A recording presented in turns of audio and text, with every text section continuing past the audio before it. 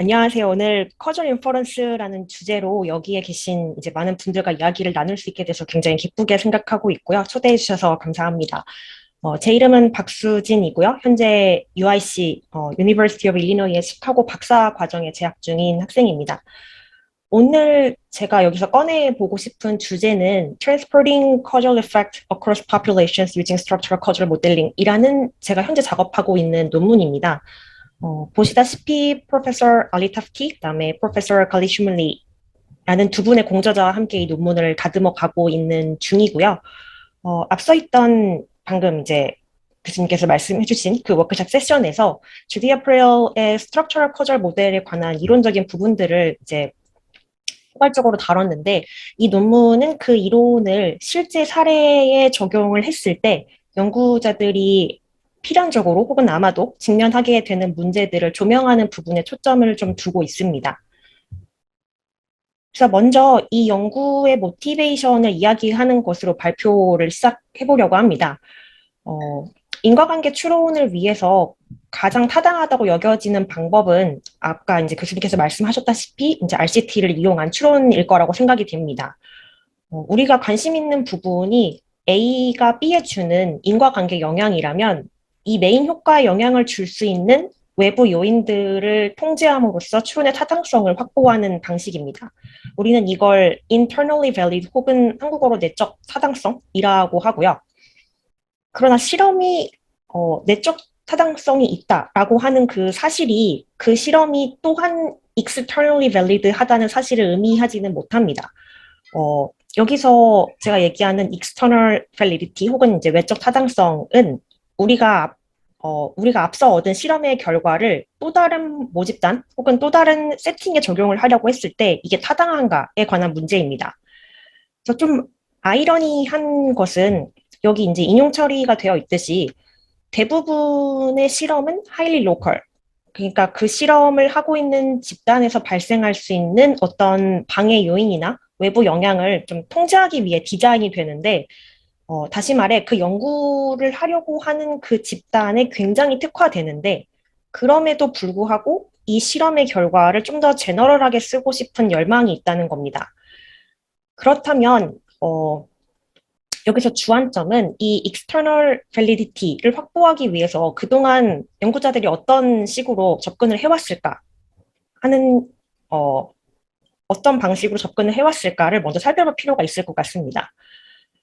그래서 지금 external validity라는 커다란 틀 하에 여러 가지 접근법이 개발이 되었고 오랜 기간 동안 사용되어 오고 있는데요. 그들 중에 하나가 이제 지금 보시는 statistical generalization입니다. 흔히 알려져 있는 방법, 우리가 그리고 흔히 많이 사용해온 방법으로 전체 모집단을 대표하는 샘플을 추출해서 여기서 얻은 결과가 모집단에서도 그러할 것이다라고 하는 게 이제 이 방법이고요. 보시다시피 이제 샘플은 experimental일 수도 있고 observational일 수도 있습니다. 그리고 또 다른 방법은 하나의 실험을 여러 장소, 즉 랩이나 여러 국가에서 이제 실행을 해서 거기서 얻어지는 결과들을 종합해서 관심 있는 인과 효과가 제너럴하게 좀 통용된다는 걸 증명하는 방법으로 replicability라고 이제 명칭할 수 있습니다. 어, 아마도 한 집단에서의 RCT를 통해 얻은 결과가 또 다른 집단에서도 동일하게 나타날 것이라는, 즉, 외적 타당성을 확보하기 위해서 아마 가장 이상적인 방법은 그 실험을 실제로 이제 보시는 replicability처럼 반복해서 시행하는 걸 텐데요. 하지만 RCT를 시행하는 게 비용이 일단 많이 들고, 그다음에 때로는 뭐 윤리적인 문제도 있을 수도 있고 하는 등의 다양한 현실적인 장애 요소가 있습니다. 혹은 대안책으로 우리가 도구 변수를 이용한 추정이라던가 아니면 이제 코사이 익스페리먼트 같은 경우에는 다소 까다로운 과정이 반드시 전제가 돼야 하는 부분들이 있습니다. 그래서 이런 상황에서 하나의 대안으로 좀 관심 있게 살펴볼 수 있는 방법론이 이제 트랜스포터빌리티입니다. 그래서 연구 문제를 이제 제시하기에 앞서서 먼저 트랜스포터빌리티라는 개념에 대해서 좀 간단하게 배경 설명을 드리면 좋을 것 같은데요. 먼저 트랜스포터빌리티는 하나의 모집단에서 실험을 통해 얻은 인과관계 효과를 이용해서 실험이 가능하지 않은 혹은 그렇기 때문에 관측 데이터만이 이용 가능한 또 다른 모집단에서의 동일한 인과관계 효과를 추론하는 방법입니다. 제시된 그림에서 이제 보시다시피 트랜스포터빌리티는 먼저 두 개의 모집단, source population 그리고 target population이라고 불리는 이 두 개의 모집단이 먼저 정의가 되어야 합니다. 그래서 트랜스포터빌리티를 사용하기 위해서 반드시 필요한 것은 이제 어느 한 집단, 이 그림 상에서는 source population에서 얻어진 데이터는 반드시 실험으로 인한 결과일 것. 그러니까 이것이 의미하는 바는 우리가 트랜스포터빌리티에 활용할 커절 이펙트가 반드시 타당해야 한다는 겁니다. 내가 가지고 있는 정보 혹은 데이터가 타당한 것이어야 비로소 이걸 이용해서 무언가를 했을 때 얻어진 결과가 타당성이 있다고 얘기할 수 있겠죠. 그래서 반면에 여기 타겟 파퓰레이션은 우리가 관심 있어 하는 집단, 즉 인과관계 효과를 새롭게 테스트해보고 싶은 집단입니다. 그래서 소스 파퓰레이션하고 좀 극명하게 다른 점은 이 타겟 파퓰레이션과 관련해서 우리가 얻을 수 있는 데이터가 오로지 관측 데이터뿐이라 이를 이용해서 인과관계 추론을 하기가 사실상 어렵다는 점입니다. 그래서 한쪽에서는 인과관계 추론이 가능하고 다른 한쪽에서는 불가능하기 때문에 이미 알려진 결과를 통해서 그 인과관계 추론이 불가능한 집단의 인과관계 추론을 해내려고 하는 것이 트랜스포터빌리티의 핵심입니다. 앞서 이제 워크숍 세션에서 했던 SCM 프레임워크가 이제 그러했듯이 트랜스포터빌리티도 기반하고 있기 때문에 인과관계 구조를 그래프 혹은 이제 다이어그램으로 나타내고 그 다음에 그 다이어그램을 통해서 관심 대상인 인과관계 효과가 식별 가능한지 그리고 가능하다면 그 추정식이 어떻게 되는지를 결정하게 되는데요. 즉 다시 말하면 트랜스포터빌리티에 있어서 커절 다이어그램이 굉장히 중요한 역할을 하고 있다는 이야기입니다. 그래서 간략하게 혹은 리뷰의 느낌으로 커절 다이어그램의 노드의 종류들과 어떤 방식을 통해서 인과관계 효과가 식별 가능한지를 평가하게 되는지 이제 빠르게 살펴보고 가려고 합니다. 그래서 여기 제시된 이 세 가지 커절 다이어그램은 경로상에 이제 어디에 위치하냐에 따라서 노드의 종류가 좀 달라지는 거를 보여주는데요. 공통적으로 여기 X는 트리트먼트, 그 다음에 Y는 아웃컴이라고 가정합니다. 먼저 다이어그램 A의 경우에는 Z가 둘 이상의 outgoing arrow를 가지고 있는데요. 이럴 경우 Z를 이렇게 fork node라고 합니다. 그 다음에 다이어그램 B의 경우에는 Z는 여전히 fork node이고 추가적으로 W라는 변수가 하나 더 있는데요. 이처럼 하나의 이제 incoming arrow와 하나의 outgoing arrow를 가진 노드를 체인 노드라고 하고요. 마지막으로 다이어그램 C의 경우에는 Z는 앞선 이제 A, B와 달리 X와 Y로부터 모두 화살표를 받고 있죠. 보시다시피 이 경우처럼 두 개 이상의 인커밍 에러를 받는 노드를 콜라이더 노드라고 합니다. 그렇다면 이 노드 종류, 포크, 체인, 콜라이더, 이 노드 종류를 왜 구분할 필요가 있냐를 이렇게 간단히 이해하고 지나갈 필요가 있는데요. 바로 노드 종류에 따라서 그 노드가 포함되어 있는 경로가 블럭, 닫혀 있는지 아니면 열려 있는지를 판단할 수 있기 때문입니다. 그리고 그 패스가 열려 있고 닫혀 있음에 따라서 추후에 커절 이펙트를 식별 및 추정하는데 교란을 야기하는지를 판단할 수가 있기 때문인데요. 예를 들어서 다이어그램 A의 경우에는 지금 포크 노드인 Z가 포함되어 있는 경로는 열려 있는 경로입니다.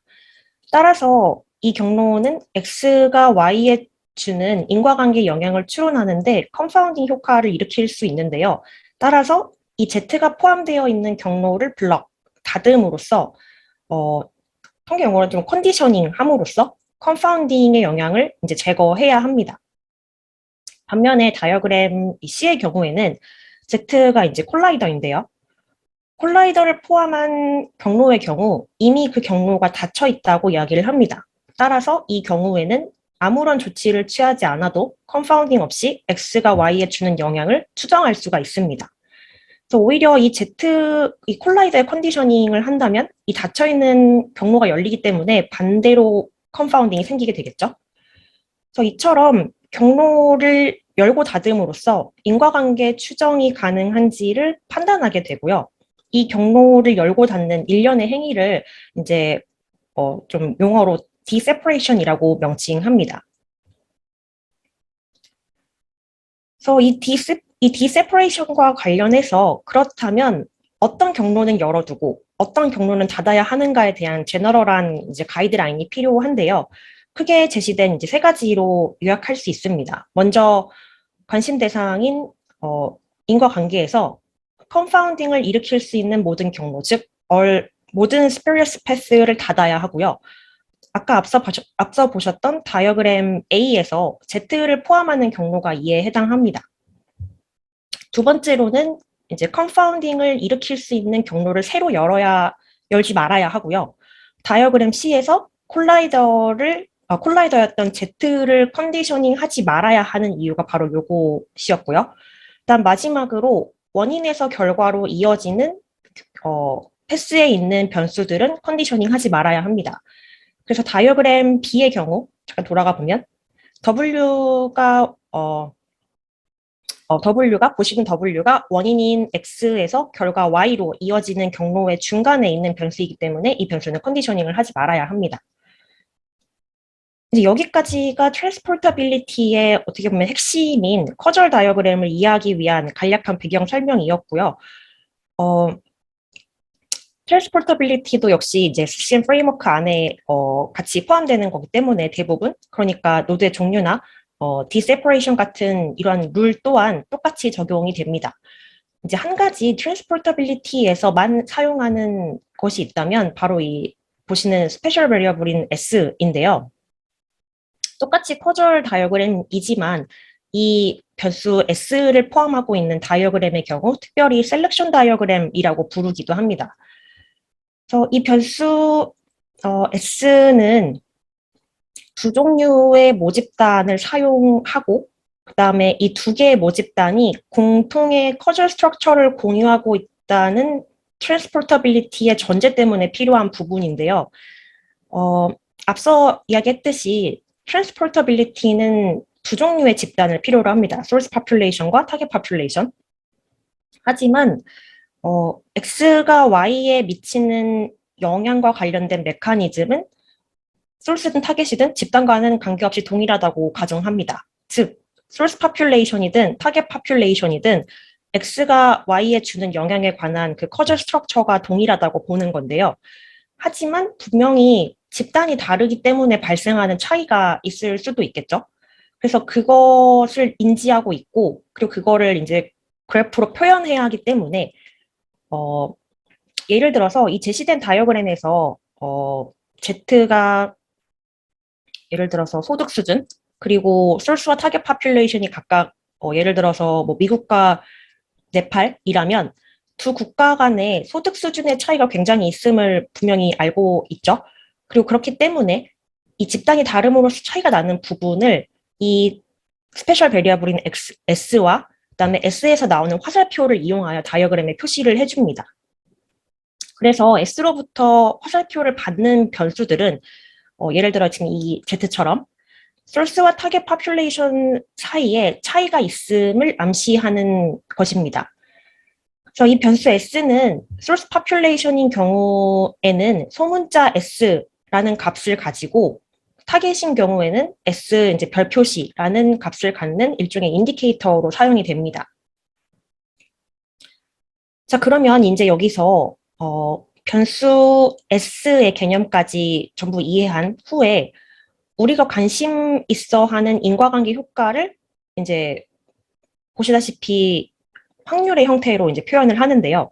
여기서 두 오퍼레이터는 직접적으로 인터벤션 혹은 트리트먼트를 한 상태를 의미하고요.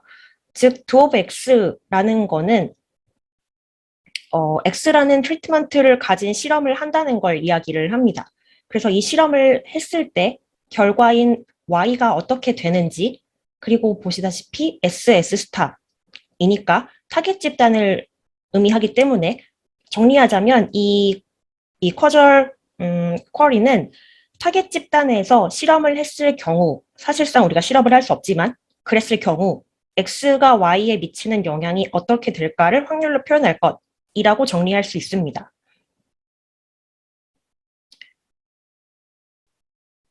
이제 셀렉션 다이어그램, 심플하게 앞으로 그냥 계속 커절 다이어그램이라고 하겠습니다. 그래서 커절 다이어그램을 가지고 있고, 우리가 목표로 하는 커절 이펙트는 다시 한번 probability of y given to of x s star인데요. 그렇다면 여기서 transportability가 가능한지 아닌지 어떻게 판단할 수 있을까요?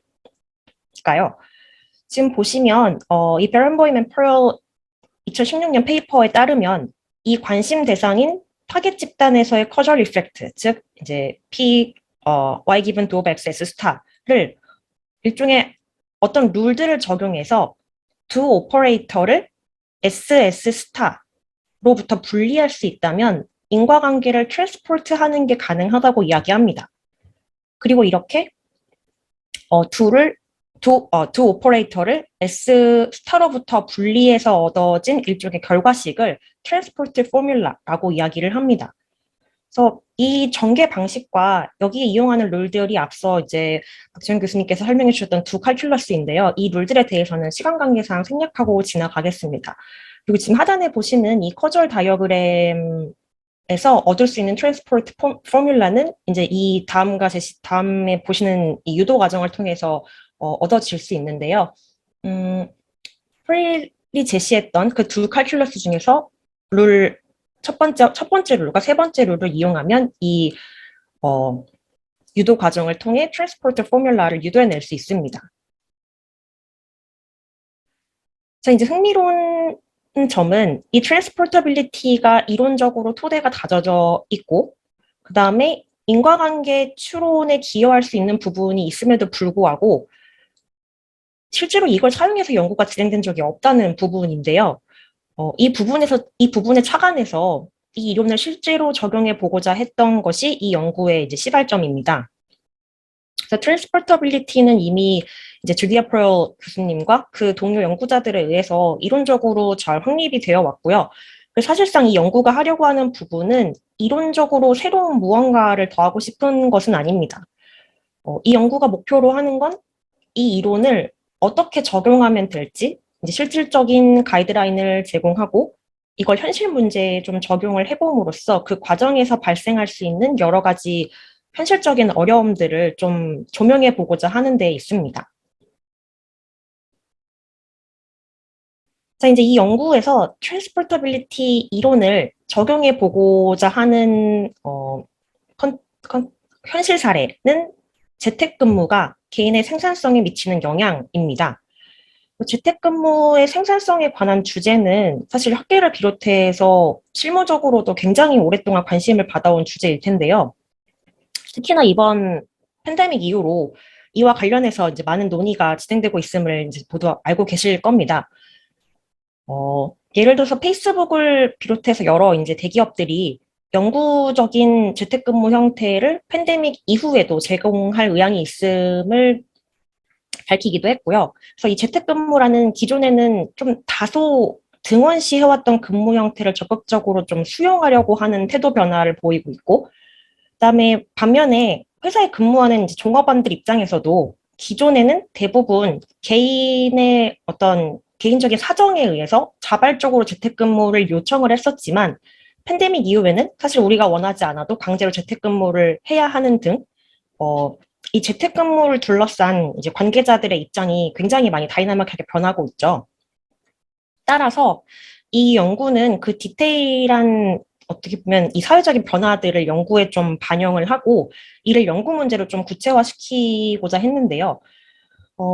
기존의 재택근무와 관련된 연구들이 간단하게 재택근무를 지금 보시다시피 독립변수로, 그 다음에 개인의 생산성 혹은 성과를 이제 종속변수로 삼았다면 이 연구는 이를 조금 더 세분화했습니다. 그래서 만약 근로자들에게 재택근무 옵션이 주어지고 이를 그들의 의지에 따라서 우리가 행사할 수 있다면 그들의 생산성에는 어떻게 변화가 있을까가 이 연구의 핵심적인 연구 문제입니다. 보시다시피 전체 근로자들 중에서 재택근무에 자발적으로 지원하는 사람과 그렇지 않은 사람, 그리고 지원을 했을 때 회사 측에서 실제로 그들이 재택근무를 할 만한 사람이라고 인정하는, 즉 재택근무를 허가를 받는 사람을 구분을 했고요. 재택근무에 대한 이 개인의 선호도와 실제 재택근무 여부를 이렇게 분리해냄으로써 이 연구는 앞서 언급한 이 재택근무를 둘러싼 좀 사회 문제들을 반영할 수 있을 거라고 생각을 했고, 그다음에 그로 인해 셀프 셀렉션과 엘리지빌리티 문제를 조금 더 명시적으로 다룰 수 있을 거라고 생각이 됩니다. 자, 이제 재택근무 생산성이라는 예제가 우리에게 주어졌고요. 그다음에 여기서 트랜스포터빌리티를 실시하기 위해서 앞서도 얘기했듯이 두 개의 모집단, 즉 재택근무 생산성 관련해서 실험이 실행된 적이 있는 소스 파퓰레이션과 그다음에 우리가 인과 효과를 트랜스포트하고 싶은 집단인 타겟 파퓰레이션을 명확하게 정의할 필요가 있습니다. 먼저 이 연구의 소스 파퓰레이션은 중국의 메이저 여행사의 콜센터 직원들입니다. 이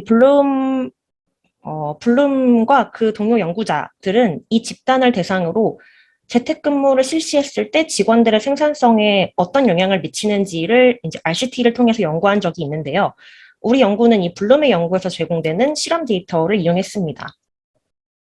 반면 타깃 집단은 미국의 노동 가능 인구입니다.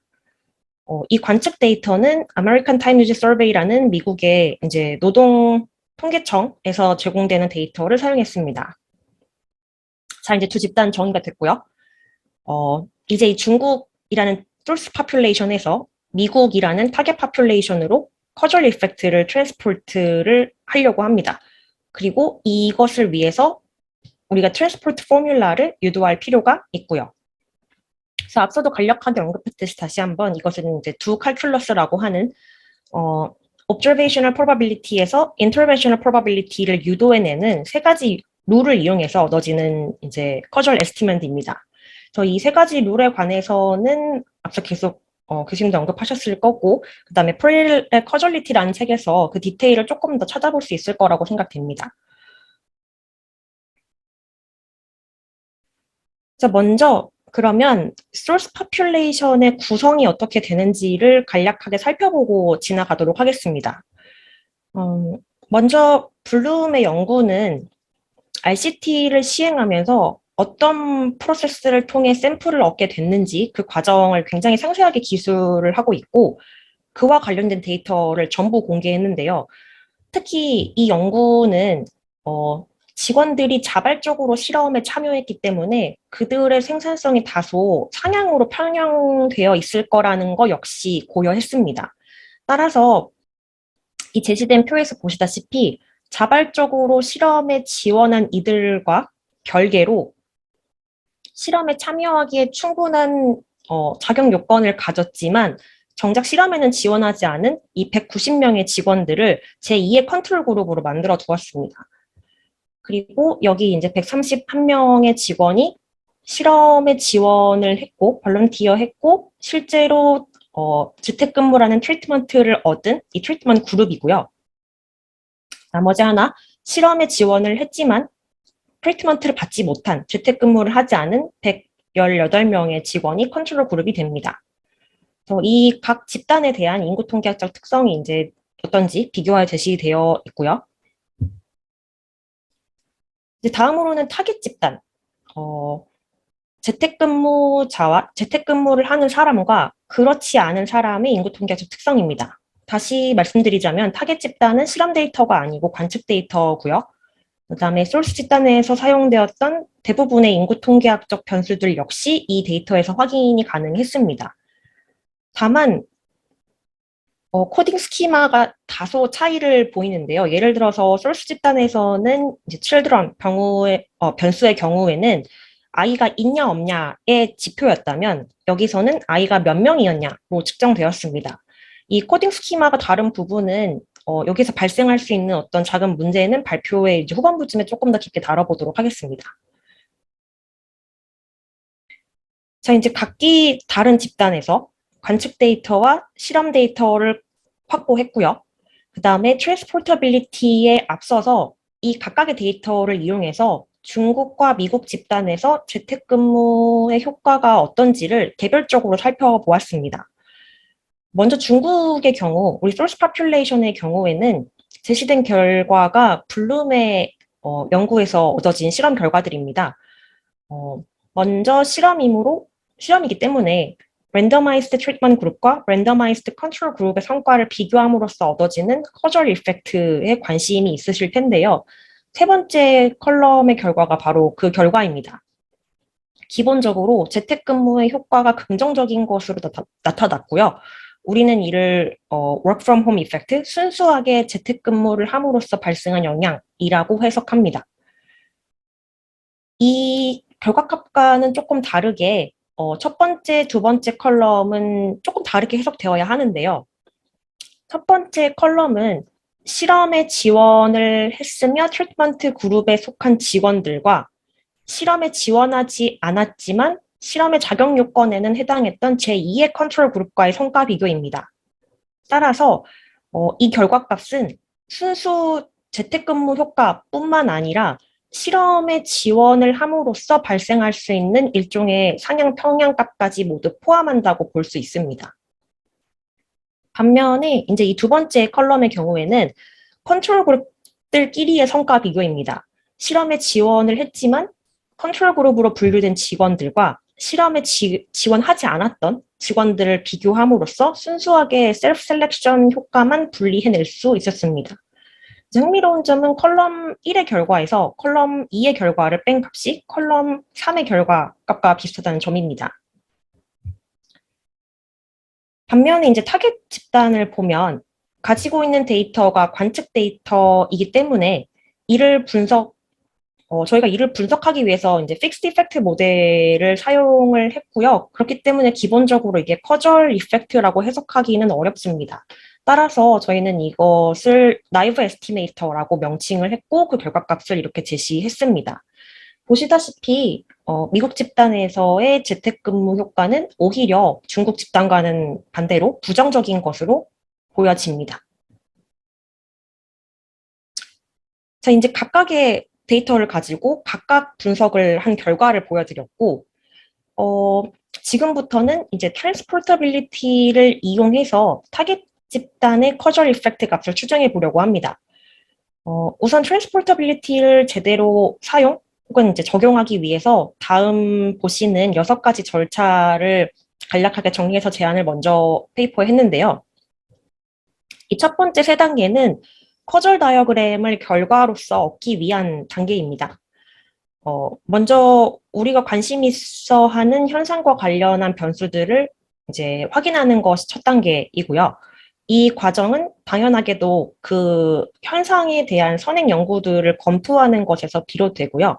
그렇게 함으로써 이제 커절 난리지를 얻을 필요가 있는 거고, 재택근무 생산성 예제의 경우에는 교육 수준이나 혹은 결혼 여부 등이 재택근무 생산성을 추정하는 데 컨파운딩 효과를 유발하는 것으로 알려져 있습니다. 따라서 이들을 변수로서 이제 염두해 두고 다음 단계로 넘어갑니다. 두 번째는 명시해둔 변수들 사이의 관계를 분명히 하는 단계입니다. 1단계에서처럼 선행 연구를 통해서 변수들 간에 어떤 관계가 있는지 분명히 해야 하고요. 변수들은 인과관계를 가질 수도 있고 혹은 관측되지 않은 제3의 변수로 인해서 컨파운딩이 될 수도 있고 혹은 매개관계 설정이 필요할 수도 있습니다. 그리고 이 모든 이제 알아낸 사실들을 종합해 세 번째 단계에서 커절 다이어그램을 만들게 됩니다. 현재 이 컨텍스트, 이 재택근무 생산성 예제에서 만들어낼 수 있는 하나의 커절 다이어그램이 지금 이 하단에 제시되어 있습니다. 그리고 이제 앞서 만들어진 커절 다이어그램을 바탕으로 우리는 타겟 집단에서의 커절 이펙트를 식별하는 것이 가능한지 판단하고 그리고 가능하다면 트랜스포트 포뮬라를 유도하게 됩니다. 당연하겠지만 모든 다이어그램에서 커절 이펙트가 식별 가능한 것은 아니고요. 식별 가능하지 않은 경우에는 트랜스포트 포뮬라를 유도할 수 없고 별도의 조치 없이는 인과관계 추정이 불가능합니다. 그다음 마지막 단계로 이제 우리가 앞서 네 번째, 다섯 번째 단계에서 유도해낸 트랜스포트 포뮬라를 이용해서 인과관계 효과를 추정합니다. 여기서 한 가지 이제 짚고 좀 넘어가야 하는 부분은 이 과정에서 데이터 손실이 일어날 수도 있는데 이를 최소화해야 한다는 점이고요. 이 부분에 대해서는 잠시 후에 예제를 통해 좀 쉽게 접근해 보도록 하겠습니다. 자, 이제 앞서 제시한 6가지 단계를 따라서 시행하면서 저희가 실제로 직면하게 되었던 문제들에 대해서 이제 이야기를 해보고자 합니다. 그래서 첫 번째는 커절 다이어그램을 어떻게 만들어낼 수 있을까입니다. 먼저 여기 이제 왼쪽에 보시는 이 커절 다이어그램이 재택근무 생산성 예제에서 가장 현실적으로 가능한 커절 다이어그램입니다. X는 재택근무에 대한 개인의 선호, 그다음에 또 Y는 그들의 생산성, 그다음에 Z는 그들이 실제로 재택근무를 했는지 아닌지의 여부, 마지막으로 W는 재택근무와 직원들의 생산성 관계에 컨파운딩을 미칠 수 있는 관측 가능한 코베리엇입니다. 이 연구에서 W는 주로 이제 인구 통계학적 변수들이었고요. 다시 한번 트랜스포터빌리티를 위한 커절 다이어그램에서만 찾아볼 수 있는 변수인 이 S. 이 S는 어떤 집단이 현재 고려되고 있는지를 나타내는 일종의 지표입니다. 이 변수의 값이 다시 한번 소문자 S면 중국, 그다음에 소문자 S 별표 C가 붙으면 타겟 집단인 미국을 의미합니다. 그리고 이 S로부터 나오는 이 아웃고잉 에로들이 있다면 이는 그 화살표가 포인팅하고 있는 변수의 분포가 집단별로 차이를 보인다는 것을 의미하는데요. 예를 들어서 이 다이어그램에서 지금 S가 W를 포인팅하고 있죠.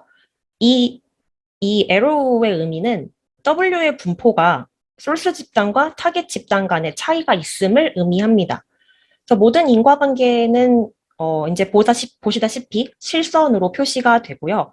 만약 관측되지 않은 변수로 인한 컨파운딩 효과가 있다고 생각이 될 경우에는 보시다시피 양쪽으로 화살표를 가진 점선으로 표시하게 됩니다.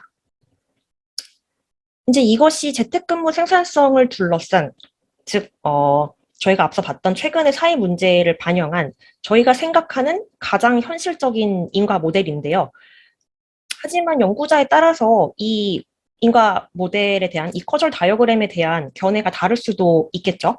그래서 이 부분을 염두해서 저희는 하나의 모델을 고집하는 게 아니라 가능한 한 가능할 법한 여러 모델들을 추가적으로 제시를 했습니다.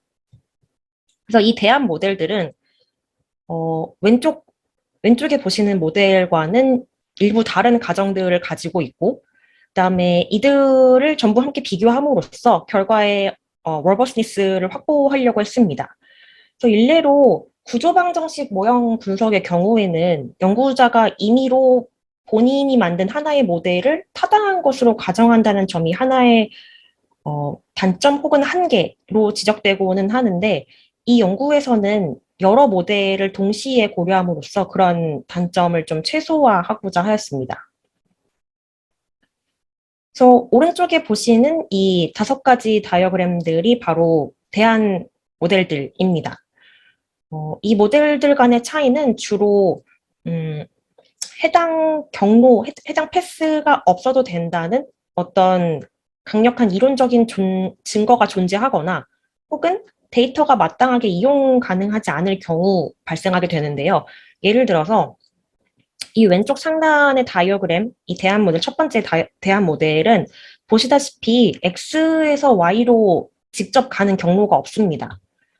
만약 재택근무를 선호하는 개인과 그렇지 않은 개인 간 그들의 어떤 모티베이션이나 능력이 기본적으로 다르지 않다고 주장할 수 있는 이론적 증거가 존재한다면 지금 보시다시피 X에서 Y로의 이 다이렉트 경로를 없앨 수가 있습니다.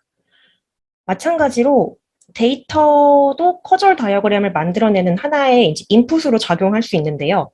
이 두 번째 열의 세 가지 다이어그램을 보시면 W라는 변수가 U라는 변수로 대체되어 있음을 확인하실 수 있습니다. 그래서 이는 인구 통계학적 변수들이 컨파운딩 효과가 있음을 우리가 알고는 있지만 데이터가 이용 가능하지 않기 때문에 unobserved 해서 U라는 변수로 대신 표현됨을 의미를 합니다. 그래서 계속 강조해 왔듯이 커절 다이어그램은 트랜스포터빌리티에서 굉장히 중요한 역할을 하고요. 따라서 어떻게 커절 다이어그램을 만들어내야 할까에 대해서 굉장히 많은 고민을 했었습니다. 그리고 이 대안 모델을 함께 제시하는 것이 저희가 생각한 하나의 방식입니다. 그리고 앞서 이제 보았듯이 우리는 하나의 연구 문제와 관련해서 여러 가지 다양한, 지금 앞서 보신 것처럼 6개의 커절 모델들을 가지고 있습니다. 그러면 되게 자연스럽게 그 다음에 떠오르게 되는 질문이 이 6개 중에서 뭐가 가장 믿을 만한 다이어그램이냐 하는 것입니다. 실제로 이 연구를 발표를 했을 때 가장 많이 들었던 질문 중에 하나인데요. 저희는 모델 밸리데이션을 다음과 같은 방법으로 테스트할 수 있다고 제시했습니다. 그래서 모델에서 보여지는 조건부 독립이 실제로 데이터에서 나타나는 조건부 독립과 매치한다면, 즉 모델이 데이터와 핏이 맞는다면 그 모델을 실증적으로 입증할 수 있다라고 이야기합니다. 예를 들어서 하단에 보이는 이 다이어그램의 경우 이건 앞서 보여드렸던 그 왼편에 있던 가장 현실적인 커절 다이어그램인데요. 다게티라는 지금 하단에 보시는 이 오픈 소프트웨어를 통해서 우리는 커절 모델을 그리고 그다음에 그 모델과 관련한 다양한 정보들을 얻을 수가 있습니다. 다만 이 소프트웨어는 점선으로 관측 불가능한 변수들을 점선으로 관측 불가능한 변수들로 인한 컨파운딩이 있다는 거를 표현해내기가 어렵기 때문에 보시다시피 U1과 U2라는 새로운 변수를 추가해서 사용했을 뿐, 이 다이어그램 자체는 앞서 보신 이 왼쪽의 다이어그램과 동일합니다. 그래서 이 다기티라는 소프트웨어를 이용해서 다이어그램을 그리고 나면 이제 오른쪽에 보시는 것처럼 이 모델에서 보여지는 조건부 독립 스테이트먼트를 보여줍니다. 물론 다이어그램에 익숙해지시면 소프트웨어를 굳이 이용하지 않고도 이 조건부 독립 스테이트먼트를 찾는 것은 하실 수 있을 거고요. 이 소프트웨어가 보여주는 결과를 보면 이 주어진 다이어그램에서 Z와 W는 S와 X의 컨디셔닝을 했을 때 반드시 독립이어야 함을 의미합니다. 따라서 이 조건부 독립 스테이트먼트를 실제로 데이터에서도 그러한지를 테스트를 해보고요. 맞다면 이 모델이 밸리데이트 하다고 이야기를 합니다. 그래서 저희 연구에서 제시된 이 6가지 모델들 중에서 이 조건부 독립 스테이트먼트로 밸리데이션을 했을 때 매치되어 밸리데이트 있다고 나온 커절 다이어그램은 이제 왼쪽에 보시는 이 가장 현실적인 커절 다이어그램과 오른쪽 대안 모델 중에 상단의 두 번째에 있는 이 두 개의 커절 다이어그램이 이 모델 밸리데이션을 충족했다고 결과가 나왔습니다. 그래서 이제 앞서 이제 저희가 계속 거쳐왔듯이 이론과 데이터 모두 커절 다이어그램을 만들어내는 하나의 인풋으로 사용이 됩니다. 그런 부분에서 저희는 theory driven, 이론 주도의, 그다음에 data driven, 데이터 주도의 접근 방식들이 다이어그래밍을 하는데 보완적으로 사용될 수 있다고 생각하고 사실 그래야 한다고 생각을 합니다. 추가적으로 이 연구에서 적극적으로 활용되지는 않았지만 커절 디스커버리 알고리즘들을 이용하게 된다면 다이어그램을 보다 정교하게 만들어 나가는데 역할을 할 수 있을 거라고 기대하는데요. 이 알고리즘들은 짧게 이용 가능한 데이터에 기반해서 커절 그래프를 자동으로 만들어내는 기법들인데요. 다만 이 기법들도 현재 주어진 데이터 크게 의존한다는 어떤 한계를 가지고 있고, 현실적으로 수집된 데이터가 인과관계를 밝히는데 필요한 변수들을 모두 다 포함하고 있다고 전제하기가 어렵기 때문에 완벽하게 100% 데이터에 의존한 방법보다는 이론 주도의 방법과 균형점을 찾아야 한다고 생각합니다. 그다음에 다음으로 정말 사소하지만 다이어그램을 만들면서 생각하게 되는 부분이 하나 있는데요. 어, 커절 다이어그램이 우리가 관심 있어 하는 하나의 사회 현상을 제대로 그래프화했다는 것을 어떻게 판단할 수 있냐의 문제입니다. 다시 말해, 어느 정도 혹은 어떤 상태여야 커절 다이어그램이 완전한가에 대한 이야기입니다. 그래서 앞서 저희 다이어그램에서 보셨듯이 저희는 변수를 x, z, w, y 이 네 개 정도로만 국한했지만 사실 찾으려고 한다면 이보다 더 디테일하고 더 많은 변수들을 포함한 다이어그램을 그릴 수도 있겠죠. 그래서 이와 관련해서 기튼 앤 카트라이트라는 연구자분들과 그다음에 펄이 최근에 공개적으로 이제 논의한 바가 있는데 이 논의에서 도출된 결론 자체는 상당히 심플합니다. Completeness of causal diagram is not needed. 그래서 causal diagram은 반드시 완전할 필요가 없으며 현실 세계의 시스템을 구성하는 모든 요소들을 구현할 필요가 없다고 이야기를 합니다. 다시 말해, 펄이 주장하는 소위 이제 컴플리니스라고 하는 것은 인과구조에 얽힌 모든 변수들을 다 규명하는 것이 아니라 커절 이펙트를 컨시스턴트하게 추정하기 위해서 굉장히 결정적인 최소한의 가정들을 밝혀내는 것이라고 이야기를 합니다.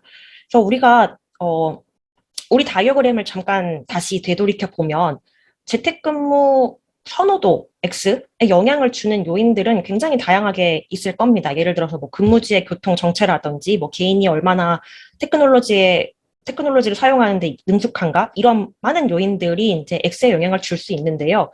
이 요인들이 X가 Y에 주는 그 다이렉트 영향에 아주 직접적으로 얽혀 있지 않는 이상 커절 다이어그램에서 이들을 배제합니다. 그리고 여기 한 가지 더, 트랜스포터빌리티를 위한 다이어그래밍에서 중요한 건 집단과의 차이를 분명히 명시하는 부분이 이제 핵심이라고 또 펄은 그 논문에서 함께 이야기를 하고 있습니다. 그 지금 보시면 사실 트랜스포터빌리티가 어떻게 작동하는지 이론적으로 접근하면 굉장히 단순해 보입니다. 다이어그램을 그리고 그 다음에 여기서 트랜스포트 포뮬라를 얻을 수 있으면 추정 가능, 아니면 추정 불가능. 그래서 되게 굉장히 단순해 보이는데 하지만 실제로 이 이론을 시행하는 단계까지 끌고 오게 되면 커절 다이어그램을 어떻게 그려야 할지에 대해서 좀 고민이 많아지게 되는데요. 저희 연구가 그런 부분들에 대해서 일종의 좀 가이드라인을 제공할 수 있도록 하는데 많은 부분을 할애했습니다. 이제 앞서 언급한 여러 고민들을 거쳐서 이제 1, 2, 3단계에서 만들어진 커절 다이어그램들을 가지고 각 케이스에서 인과 효과가 식별 가능한지를 확인하고 트랜스포트 포뮬라를 유도합니다. 그래서 공간이 충분하지 않아서 지금 이 발표에는 포함시키지는 않았는데요. 인과 커절 이펙트가 식별 가능하지 않은 다이어그램들 역시 페이퍼에는 제시가 되어 있고요. 지금 이 슬라이드에서 보이는 6가지 다이어그램들은 모두 인과 커절 이펙트가 식별 가능한 경우들만 이제 추려서 제시했습니다. 잠시 디테일을 좀 보시면 두 오퍼레이터를 가지고 있는 이 항의 경우 S 변수를 가지고 있지 않은 것을 확인할 수가 있는데요. 앞서 설명했듯이 트랜스포터빌리티는 이 두 오퍼레이터와 S 변수를 분리해내서 제시할 수 있으면 식별 가능하고 그 다음에 추정 가능하다고 이야기를 합니다.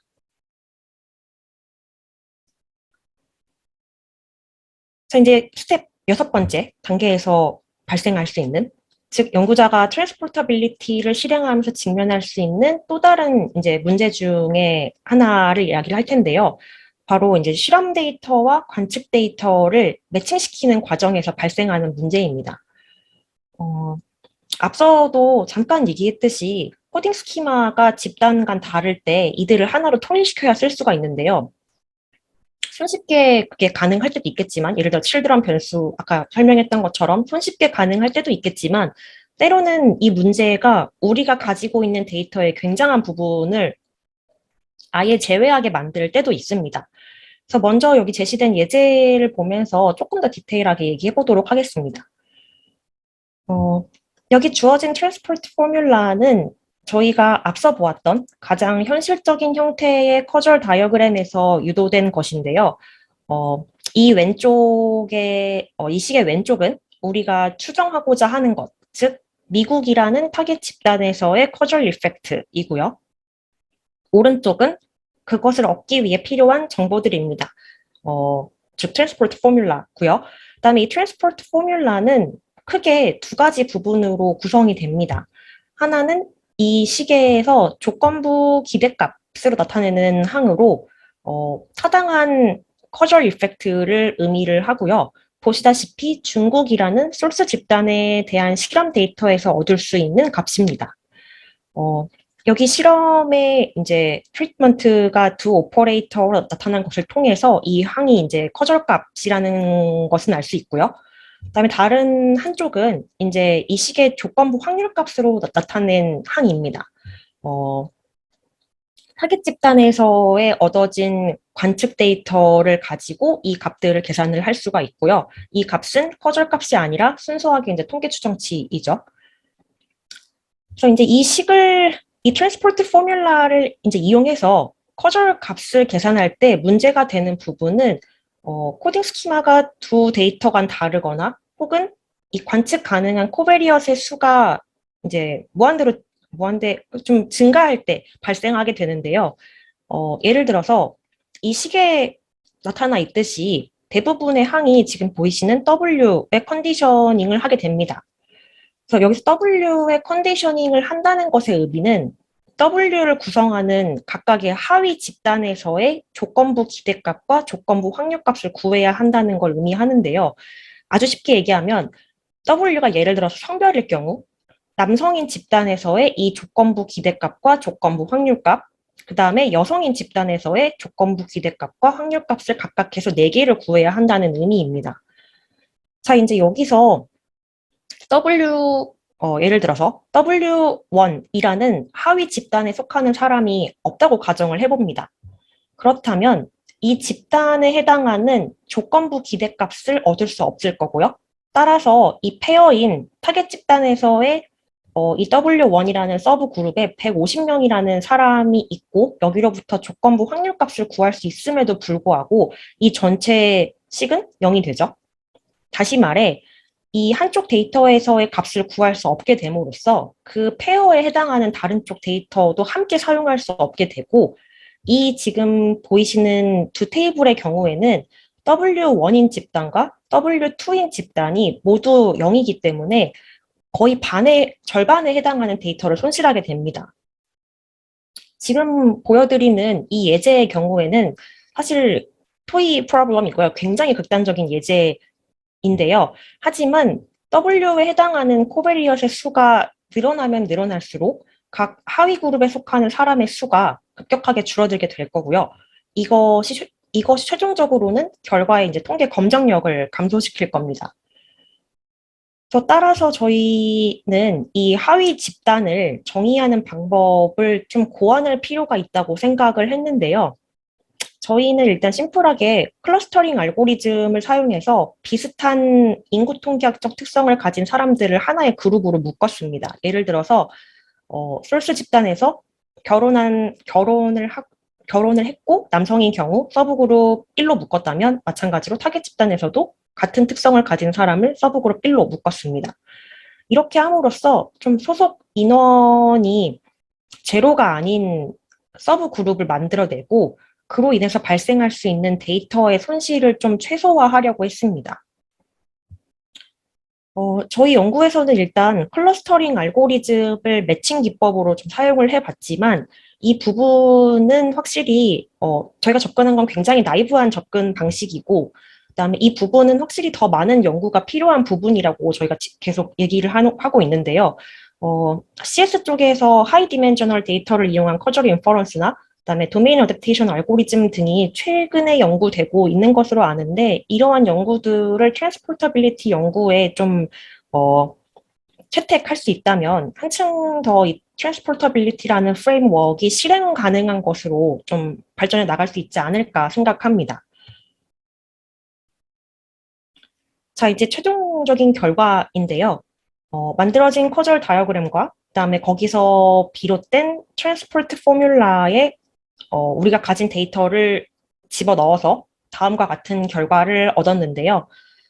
한 가지 추가적으로 보셔야 할 부분은 저희 다이어그램의 W의 경우에 이게 단독 변수일 수도 있고요. 변수들의 세트일 수도 있다는 점입니다.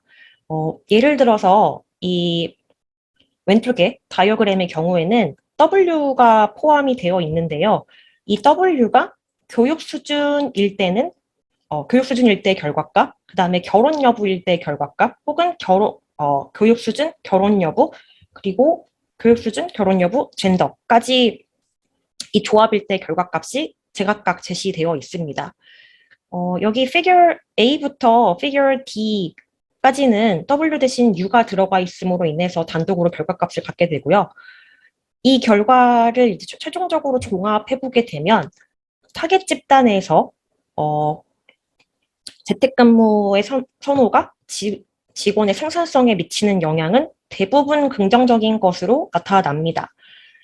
이 결과는 초기에 단순 이제 픽스드 이펙트 모델로 추정한 결과와는 완전히 반대부호로 나타나는 것을 확인하실 수가 있습니다. 이 결과를 관찰하면서 한 가지 추가적으로 더 연구가 필요해지는 점은 바로 우리가 얻은 추정치의 신뢰 구간을 좀 얻을 필요가 있다는 점인데요. 음, 조금 전에 결과를 해석할 때도 느끼셨겠지만 이 추정치들 중에서 우리는 어떤 것이 반드시 맞다고 주장하기 어렵습니다. 그래서 방금 해석할 때도 긍정적인 효과가 있다라고 했지 반드시 어떤 한 추정치를 포인팅해서 해석하지는 못했는데요. 다이어그램마다 결과값이 다르고 같은 다이어그램도 W에 따라서 결과값이 계속 바뀌는 걸 보실 수 있죠. 그래서 따라서 저희는 우리 그 결과값을 점 추정 형태가 아닌 구간 추정의 형태로 조금 표현할 수 있다면 훨씬 결과 해석에 플렉서빌리티를 부여할 수 있을 거라고 생각을 합니다. 그래서 어떻게 하면 표준 오차를 계산할 수 있을지에 대한 연구도 필요해지는 부분입니다. 이제 우리는 앞서 계속 여태까지 하나의 예제, 재택근무 생산성을 가지고 트랜스포터빌리티의 실행 과정을 기술해 왔는데요. 연구를 마무리하면서 트랜스포터빌리티를 시행하는 데 필요한 좀 더 다양한 사례들을 추가적으로 제공을 하면 이 새로운 연구 방법이 조금 더 접근하기 쉬운 형태가 되지 않을까 하는 생각을 했습니다. 따라서 기존 이제 IS 분야에서 실험 연구를 진행했던 논문들을 가져와서 이들 연구가 만약 트랜스포터빌리티를 이용한다면 그리고 그들 연구를 다이어그램화한다면 어떻게 될 수 있을지를 함께 제시를 했는데요. 저희 논문에서 사용되었던 이제 커절 다이어그램과 지금 보시는 이 세 가지 연구들을 이제 매핑해서 다이어그래밍을 어떤 식으로 할 수 있는지를 함께 보여주었습니다. 더 정리를 하자면, 저희 연구의 가장 큰 컨트리뷰션은 이론과 응용 사이의 갭을 메우려고 한 부분에 있다고 생각됩니다. 트랜스포터빌리티라는 이론을 현실 사례에 적용을 했을 때 발생할 수 있는 문제들을 좀 수면 위로 끌어내는 게 저희 연구의 목표였는데요.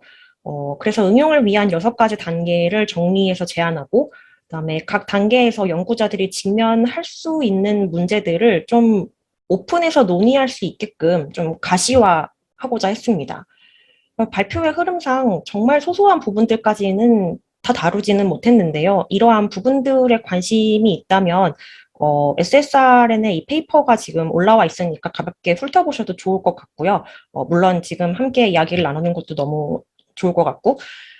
그래서 현실 문제에 좀 적용해보는, 그 과정에서 저희가 즉각적으로 좀 대안을 제시해 볼 수 있는 문제들도 있었지만 사실상 더 본격적이고 더 적극적으로 연구가 필요로 되는 아주 복잡한 문제들이 더 많았다고 생각이 됩니다. 그래서 이러한 부분들이 조금씩 앞으로 논의가 함께 된다면 이 트랜스포터빌리티라는 프레임워크가 인과관계를 추론하는 어떻게 하나의 방법론으로서 좀 자리 잡아 나갈 수 있을 거라고 저희가 기대하고 있습니다.